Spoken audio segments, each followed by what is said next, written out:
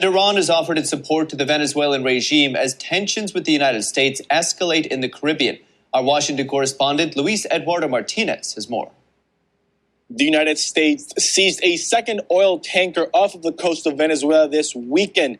The tanker was en route to Asia, and its cargo of Venezuelan crude oil had been bought by a Chinese-based firm.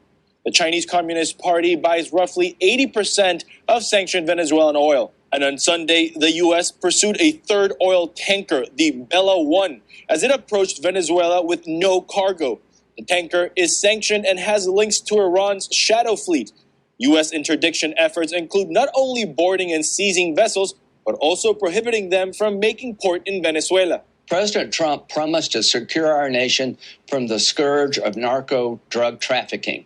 The kingpin in our backyard is Maduro in Venezuela. What is President Trump's motivation? These boat strikes were initially justified on the ground that we're fighting against narco trafficking. But then Susie Wiles, the chief of staff, says it's about regime change. That's what this is about. Over the weekend, the Iranian regime confirmed it would increase its support and partnership with Venezuela and denounced U.S. actions against sanctioned vessels.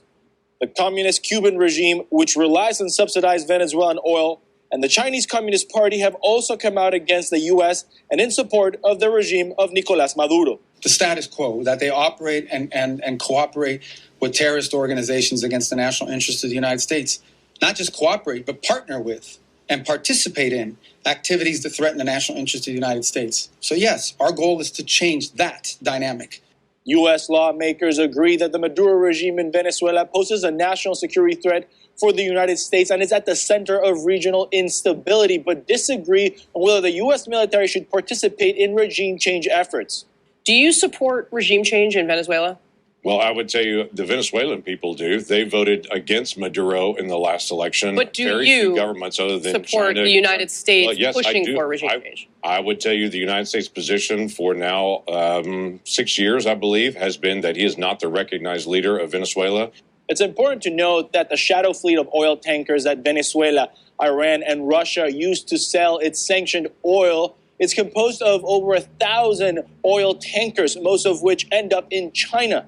The Chinese Communist Party benefits from discounted oil prices from authoritarian regimes that in turn are the main promoters of terrorism in their respective regions.